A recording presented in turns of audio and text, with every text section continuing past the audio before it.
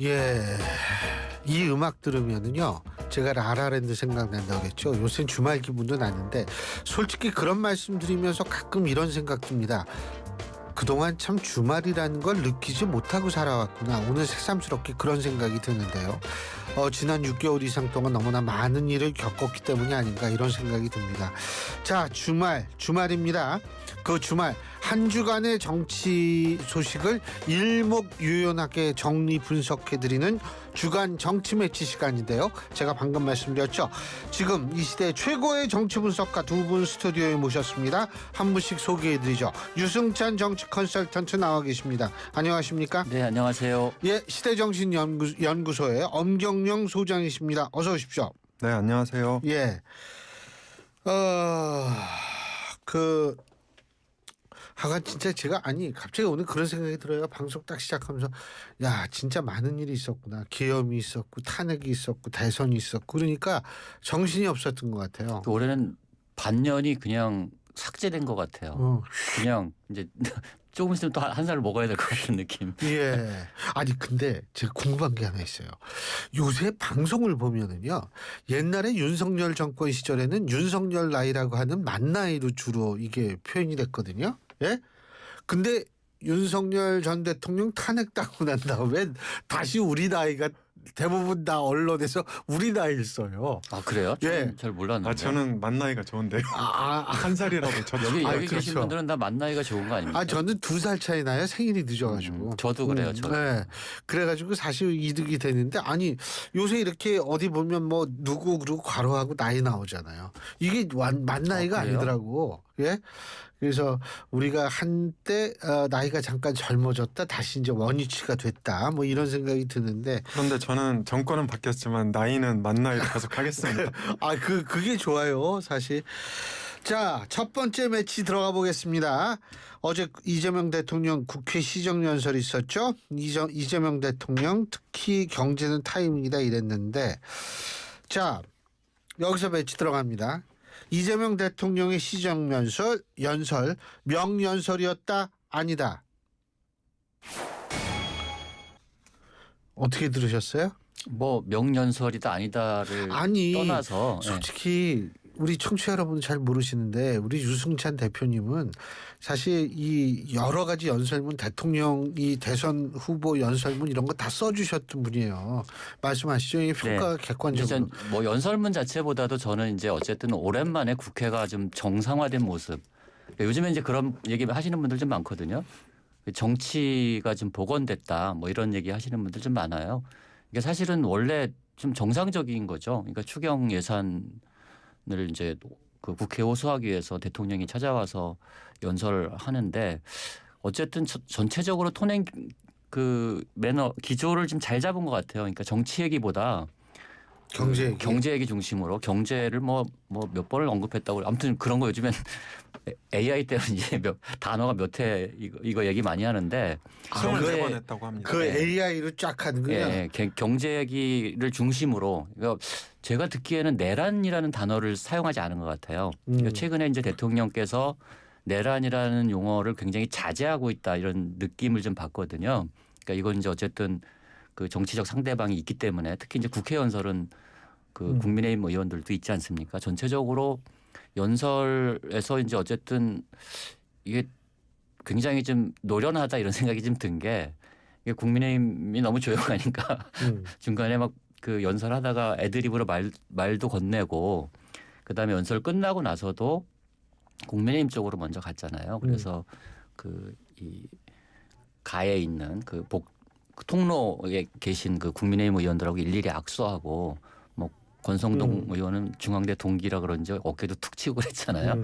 동기가 아니고 동기가 아니라 동창. 네. 그러니까 나중에 뭐 그 김민석 총리 지명 얘기를 했다고 얘기를 하던데 어쨌든 뭐 이제 그런 모습들이 그러니까 뭐 정치가 서로 싸우고 뭐 논쟁하고 이런 것은 있지만 어떤 지점에서는 굉장히 양식적으로 우리가 이 제도를 존중하고 뭐 이런 것들이 필요한데 그것이 오랜만에 좀 복원됐다. 그런 점에서 저는 굉장히 인상 깊게 봤습니다. 예.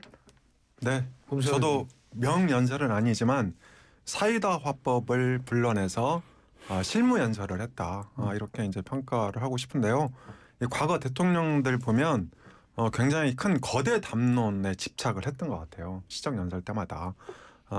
당장 지난 윤석열 정부 때는 자유라는 개념을 처음으로 이제 그 거창하게 가져와 갖고 온 국민들이 도대체 자유가 뭐냐 이런 이제 해석하기 맞아요. 네, 그런 그게 열풍이 학문적으로도 자유는 굉장히 다양한 게 자유를 있습니다.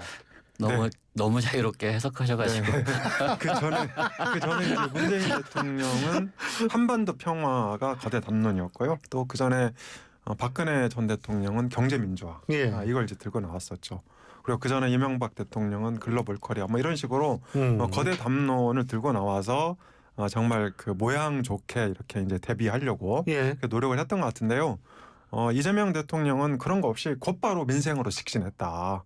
그래서 저는 이게 선거 때 이제 사이다 화법이 어디로 실종되고 고구마 화법이 등장한 거 아니냐 이런 평가도 받았는데 전 이번 연설을 보면서 이 사이다 화법을 다시 불러낸 대표적인 실무 연설이다 이렇게 이제 생각이 들었어요. 예. 그런데 제가 이제 사실 그 지난 선거 때요. 예.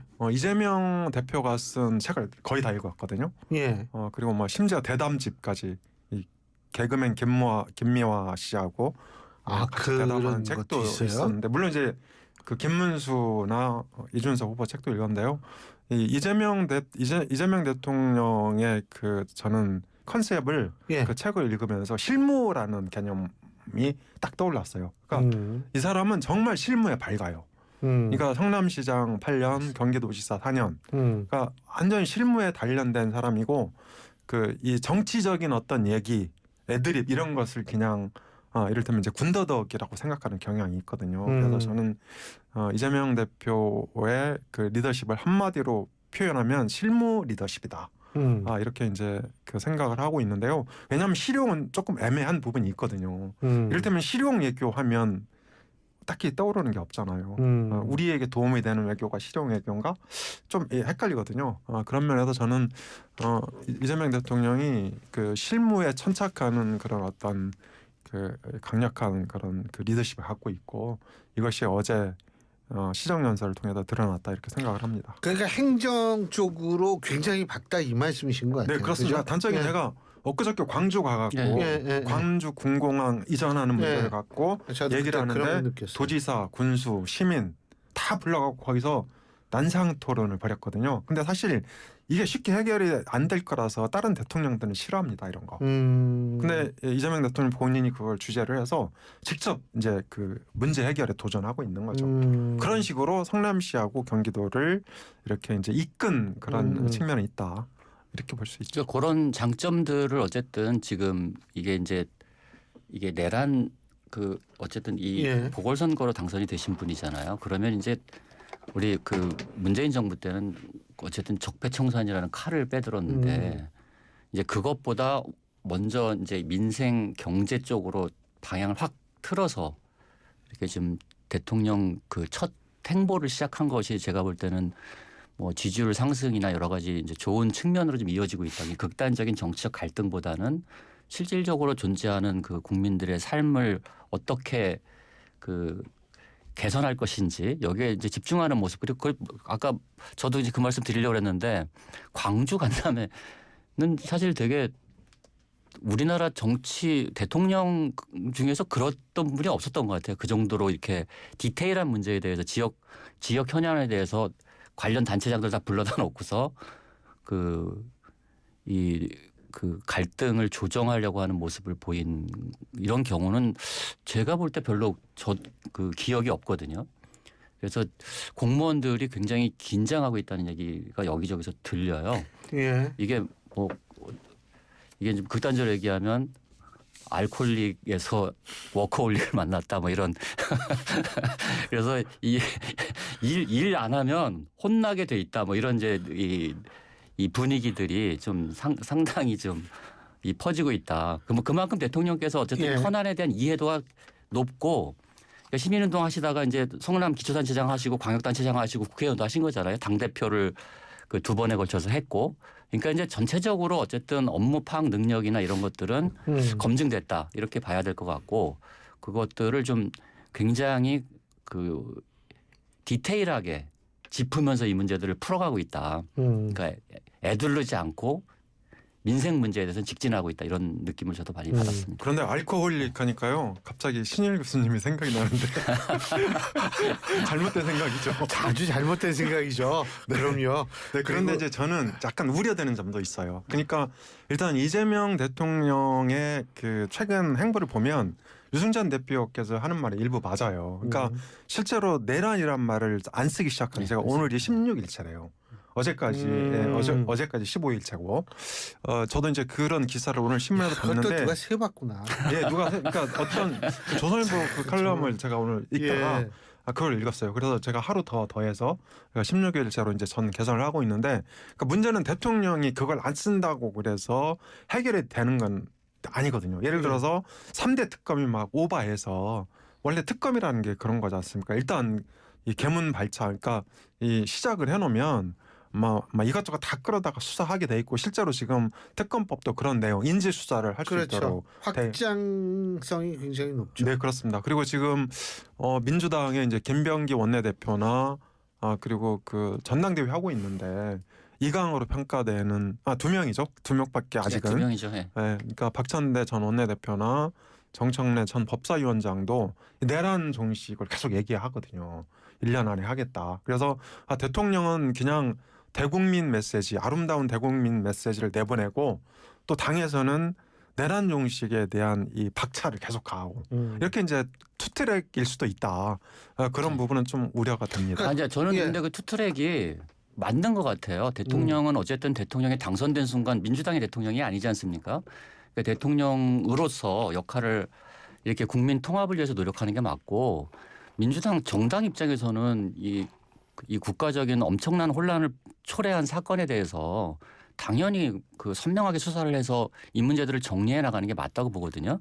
저는 뭐 그 역할 분담은 좀 잘 되고 있는 것이다 이렇게 보여지고 있고 그래서 뭐 이제 한간에 이번에 이제 그런 얘기들도 있지만 그걸 의식해서 그랬을까요? 어제 그 국회 시정연설 말미에 이 박찬대 정청래 당대표 후보와 셋이 대통령하고 셋이 이렇게 손을 포개서 맞잡은 장면이 있었거든요. 그러니까 뭐 대통령이 누굴 밀고 있다 이런 것을 이제 의식해서 그랬을 수도 있고 어쨌든 그거 좀 말 나오죠. 그거 원래 안 되잖아요. 그러니까 그 세 명 그러니까 그 두 후보와 같이 다 이제 한꺼번에 이제 손을 포개는 장면이 있었는데 어쨌든 저는 그런 대통령이 민생 경제 행보 그다음에 이제 외교는 뭐 불가피하게 이제 외교 행보를 해야 되는 것이고 여기에 집중하면서 이 그 집권 초기를 좀 끌고 가려고 하지 않을까 뭐 하는 생각이 듭니다. 그런데 뭐 다 좋은데 오늘 저 법사위원장 뭐 예결위원장 예 운영위원장 이거 단독으로 처리한 거 이건 어떻게 보세요? 네, 지금 공석인 상임위가 말씀하신 대로 5개예요. 방금 교수님이 말씀하신 예결위, 법사위, 운영위, 문체위 그리고 이제 여기에 기재위 이렇게 5개거든요. 그런데 사실 이 민주당의 방침은 뭐냐면 4개는 지금 강행 처리 지금 하고 있는 거죠. 본회의 열어서 본회의 열어서 하고 있고 국민의힘은 불참하겠다고 얘기했고 그래서 남은 게 이제 기재위 하나인데요. 쉽게 말해서 민주당은 이겁니다. 그냥 그 기재위만 너네 갖고 먹고 떨어져. 나머지는 우리가 다 할게. 이런 입장이에요. 그래서 저는 어제 이재명 대통령이 통합을 상징하는 그 색깔이 섞인 넥타이를 메고 그리고 이제 아까 유 대표 말씀하셨는데 입장할 때는 여당 쪽으로 입장했어요. 여당 쪽으로 입장했다가 연설 끝나고 퇴장할 때 야당 쪽으로 퇴장을 했는데 아무튼 이제 야당하고 같이 악수도 하고 그리고 뭐 그 협치에 대한 어떤 구체적인 얘기들은 좀 안 한 부분도 있어요. 그러니까 지금 이제 논란이 되는 게 김민석 그 인준을 어떻게 할 거냐 이게 논란이 되고 있고 그다음에 상임위 배분도 뭐 오늘은 강행 처리하지만 어제도 팽팽하게 여야가 대치하고 있었거든요. 그런데 이런 부분에 대해서는 전혀 언급이 없이 그냥 협조해 달라 이렇게만 얘기를 했는데 그래서 저는 이제 이런 것들이 그 오늘 민주당의 어떤 그 강행 처리로 나타났다. 그래서 사실 국민의힘이 예결위는 양보할 테니까 그 오늘 오전 얘기입니다. 예결위는 양보할 테니까 법사위 달라. 이렇게 이제 역제안도 하고 그랬는데요. 다 무시하고 이 공석인 5개 중에서 4개를 다 가져가고 기재위는 이제 예결위하고 겹치니까 야당이 가져가도 큰 문제가 없거든요. 그래서 마치 떡고물 주듯이 이렇게 던져졌단 말이죠. 그래서 이게 과연 이재명 대통령이 얘기하는 통합이고 통합이고 협치냐 이런 좀 의문이 드는 거죠. 뭐 저는 뭐 사전에 이제 어쨌든 협의가 어쨌든 결렬됐잖아요. 협상이 결렬됐고, 그러니까 민주당은 지금 어쨌든 뭐 이 상임위 구성을 빨리 해서, 그러니까 이제 두 가지가 있잖아요. 정부를 출범시키는 문제. 그래서 김민석 그 총리 후보자 인준 문제하고 그 원 구성하는 문제가 있는데 이 두 가지를 좀 속도를 내겠다 이런. 원 구성은 지금 원래대로 전반기대로 아직 전반기는 그냥 하겠다는 거 예, 아니에요? 예. 네. 그러니까 이 상임위원장 지금 공석 네, 문제인데 전반기는 안 끝났지만 여야가 그거는 이렇게 바뀌었죠. 나누는 대로 나누자. 그렇죠. 예. 이런 그렇게 되는 입장이죠. 건데 저는 어쨌든 뭐 법사위원장 민주당은 정치적으로 법사위원장을 내놓을 수는 없을 거예요. 그건 지지자들이 가만히 있지 않을 거고요. 그리고 그 지금 이제 이 당 차원에서는 어쨌든 투트랙으로 가게 될 수밖에 없잖아요. 어쨌든 그 불법 계엄을 방지할 예. 수 있는 법적 장치를 만드는 일부터 여러 가지 그 내란을 종식시키기 위한 노력들을 좀 하게 될 텐데, 그래서 지금 이 지난 정부에서 민주당이 다수당이었음에도 불구하고 이 수많은 입법 사항들이 다 거부권에 밀려서 좌초된 경험이 있잖아요. 근데 이 상태에서 법사위를 넘겨서 다시 법사위에서 그것이 좌초되게 만든다. 이거는 국민들이 민주당을 다수당을 만들어주고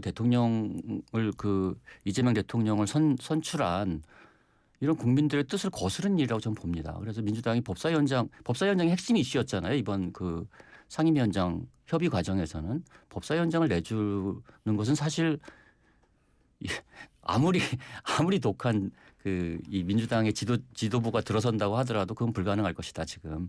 그래서 저는 뭐 이 속도를 내는데 집중하고 있다 지금 민주당이. 그러니까 이후에 뭐 어떤 방식으로 여야 이 대화나 이 협의의 틀이 전개될지 모르겠지만 국민의힘으로서는 사실 지금 상태에서 법사위원장을 가져온 것을 목표로 삼기보다는 지금 국민의힘 자체적으로 해야 할 일들이 좀 너무 많다고 봅니다. 그런데 지금 법사위가 당면하고 있는 그런 문제들이요. 내란 문제는 아닌 것 같아요. 제 생각에는 지금 그 내란과 관련된 거는 3대 특검법을 통과했기 때문에 이미 여기서 이제 그 수사에 들어가 있고 또 일부는 재판 중이거든요. 그래서 지금 법사위 쪽에 남아 있는 그 여러 가지 과제가 있는데, 그러니까 대부분 이재명 대통령 방탄법과 관련된 겁니다. 그러니까 그 헌법 84조 대통령 불소추권에 관한 건데 민주당이 형사소송법 개정안을 통과를 시키려다가 유보한 그런 건이 지금 있거든요. 그리고 이제 이 검찰 개혁안과 관련된, 그래서 검찰의 수사 기소를 분리해서 공소청을 설립을 하게 되면 이게 이제 관련 법들을 통과시켜야 되거든요. 그래서 이런 문제들. 그래서 저는 내란과 관련된 그 법사위 쟁점 거의 없어요. 해소됐다. 그러니까 이재명 대통령 방탄과 관련된 법들이 대부분이다. 그래서 이런 것들은 당연히 그 대통령도 지난번에 그런 얘기 했지 않습니까? 나와 관련된 법들은 너무 빨리 진행시키지 마라. 이렇게 이제 그 여당이 당부를 했단 말이죠. 그래서 그렇게 말씀하시는 거는 약간 현실을 조금 아니 그거는 지금 너무 왜곡하는 것 같고요. 1호 거부권 법안이 양곡관리법 법안이고요. 그다음에 지금 우리나라 주식시장 지금 이제 대통령 바뀌면서 상당히 오르고 있는데, 사실 우리나라 기업들이 굉장히 그 불공정함 때문에 저평가된 문제에 대해서 얘기를 많이 하고 있거든요. 지금 상법 개정안 걸려 있고요. 검찰법 개정안, 검찰청 개정안. 네, 그거는 내란하고 전혀 상관이 없는 법안이고요. 양곡법은 내란하고 관계가 있나요? 없죠. 그러니까 훨씬 상법도 왜 내란하고 내란법밖에 관계가 있어요? 없다는 거예요. 그러니까 내란 이재명 방탄법만 있다고 얘기하니까 제가 그거는 정말로 왜곡하는 거죠. 지금 이 상황을. 그러니까 윤석열 정부가 지금 거부권 행사한 법안이 다 이재명 방탄법안이 아니지 않습니까? 그러니까 지금 우리가 지금 이 선진국으로서 지금 나아가기 위해서 기본적으로 필요한 법안들이 너무너무 많이 계류돼 있기 때문에 이런 것들을 그냥 넘어갈 수 없고, 지금 사실 지난 국회에서 거부권을 해서 이 해결하지 못한 일들이 너무 많습니다. 우리 지금 이 그러니까 저는 이제 그러니까 맞아요. 그러니까 그런 부분 인정하는데요. 양곡관리법하고 상법 개정안 이거는요. 그러니까 저는 이제 민주당 정부의 이 정체성과 연관이 돼 있다고 봐요. 그래서 지난 정부 때는 이제 마찬가지로 이 윤석열 정부의 정체성화가 연관이 돼 있었기 때문에 계속 거부권 행사한 건데 정권이 바뀌었지 않습니까? 그래서 설사 이런 이제 두 쟁점 법안에 대해서는 이게 그 법사위원장을 국민의힘이 맡고 있는다 하더라도 전 충분히 통과가 가능하다고 생각을 해요. 그리고 양곡법은 이 송미령 그 농수산식품 장관이 유임됐기 때문에 그러니까 또 다른 국면에 지금 들어가 있다 이렇게 생각이 됩니다. 근데 이거 법사위원장을 견제라는 측면에서 생각해야 되는 거 아니에요? 민주주의라는 거는 물론 뭐 민주주의는 원래 효율적인 시스템은 아니라고 보거든요. 그래서 이제 그런 측면에서 한번 바라보면 어떨까 그런 생각이 들긴 전 이제 들어요. 교수님 말씀에 예. 동의하고 저는 이제 견제라는 측면에서 우리 그 의회가 합의해온 어떤 것들이 있잖아요. 근데 저는 이제 그 문제가 이게 있어요. 저는 국민의힘이라는 정당이 계엄과 내란 당시에 취했던 행동에 대해서 당 차원에서 반성하지 않으면요. 이 불법 계엄은 의회주의 자체를 부정했잖아요. 의회 난입을 했단 말이에요. 그러니까 지금 저는 국민의힘이 정상적으로 와가지고 지금 의회주의를 얘기하면서 저렇게 얘기할 자격이 있느냐. 특히 뭐 나경원 의원 지금 농성 들어간다고 그러는데 예. 나경원 의원 최전선에서 지금 윤석열 총리 지명 철회를 주장하면서 이제 농선 뭐 윤석열 대통령 그 개혁 옹호하고 뭐 이랬던 거 아닙니까? 그거에 대해서 당 차원에서 정리하지 않고서 지금 저는 있잖아요. 일단 국민의힘이 무슨 주장을 해도 그게 먹히질 않을 것 같아요. 지금 국민들한테. 그러니까 뭐 계엄을 옹호했다라기보다는 탄핵의 과정에서 상당히 좀 윤석열 대통령 관저도 많이 방문하고 그랬죠. 근데 아까 잠깐만 양곡법이 뭐 문재인 정권의 정체성 이재명 정부의 정체성과 관련돼 있다 그러는데 문재인 정권 때는 양곡법 통과 안 시켰어요. 맞아요. 그러니까 문재인 정부 때는 예? 이제 그 비용 부담 그러니까 네. 대략 뭐 한 1.5조 연 그러니까 이 정도 이제 비용이 더 들어가는 걸로 추산이 되고 있는데 그것 때문에 통과를 못 시킨 거죠. 그래서 저는 이번에도 송미령 농식품 장관이 위임된 것 중에 하나가 아마 이 이재명 정부에서 양곡법을 어떻게 대처할 것인가랑 연관이 돼 있다고 봐요. 저는 두 가지 가능성이 있다고 생각을 해요. 첫 번째는 이재명 대통령의 국정 운영 스타일을 보면 굉장히 공격적이거든요. 그러니까 이제 쉽게 말해서 송미령 장관을 유임을 시켜서 이를테면 이제 보수의 어떤 분열을 꾀하고 또 양곡법을 반대했던 그런 진영에 대한 어떤 분열을 노리는 그런 측면이 있을 수 있다. 그러니까 과거에 이제 경기도지사나 성남시장 할 때도 상당히 공격적으로 시정이나 도정을 운영한 적이 있거든요. 그리고 또 하나는 일종의 출구 전략일 수도 있다. 즉 문재인 정부처럼 이게 양곡법을 좀 양곡법에 대한 출구 전략을 구사하려고 하는 그런 가능성. 그러니까 이 전 두 가지 중에 하나라고 보는데 저는 첫 번째 가능성이 더 크다고 봅니다. 그래서 어떤 상황에서든지 양곡법을 통과시키겠다. 왜냐하면 양곡법을 이렇게 이제 공약한 거는 이게 농민들의 그 이해관계하고 맞닿아 있지 않습니까? 전국에 있는 이제 수백만 명의 농민들의 표와도 연관이 돼 있는 거거든요. 그래서 저는 반드시 통과시킬 가능성이 있다 이렇게 봅니다. 그러니까 표도 표지만, 그러니까 뭐 이거는 뭐 양곡법에 대해서 우리가 토론할 내용은 아닌 것 같고 농민들 뭐 숫자로 보면 그렇게까지 뭐 이렇게 비중이 많은 건 아니잖아요. 우리 표라고 얘기했을 때 저는 이것이 이제 장기적으로 이 급변하는 국제 정세 속에서 우리가 식량 주권 문제들도 고민을 해봐야 되는 문제고 단지 돈 몇 푼이 더 들어가고 안 들어가고 이 문제는 아니라고 봐요. 저는 그 경우에 따라서 지금 극단적인 국위 우선주의가 기조가 전 세계에 퍼지면 식량 주권 문제 굉장히 중요한 문제이고 여기에 대해서는 우리가 고민을 많이 해야 된다. 단지 표의 문제거나 경제 이익 차지하는 비중의 문제를 넘어서는 문제다. 이거 기본적으로. 알겠습니다. 그리고 송미령 그 장관 유임에 대해서는 뭐 여러 가지 논란이 있는데 저도 사실은 좀 약간 의아한 측면이 좀 있긴 있습니다. 자, 1부는 여기서 줄이고요. 2부에서 얘기 계속 나눠보겠습니다. 르노 그랑콜레오스 하이브리드 이텍 자동차 안전도 평가 1등급 획득으로 더 안전하게 대한민국 올해 SUV 3관왕에 빛나는 르노 그랑콜레오스. 지금 가까운 르노 전시장에서 시승하고 6월 한정 특별한 3가지 혜택도 만나보세요.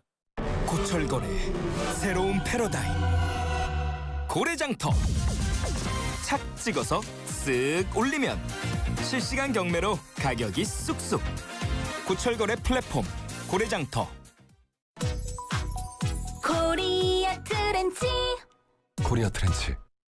모든 인쇄 가능한 성원 에드피아 온라인 주문 간편한 성원 에드피아 누구든지 어디서나 쉽고 빠르게 인쇄의 유토피아 성원 에드피아 여름에는 부채 판촉물 다양한 부채 역시 성원 에드피아 카멜로 장갑 하나로 일상이 안전해진다. 안전한 용접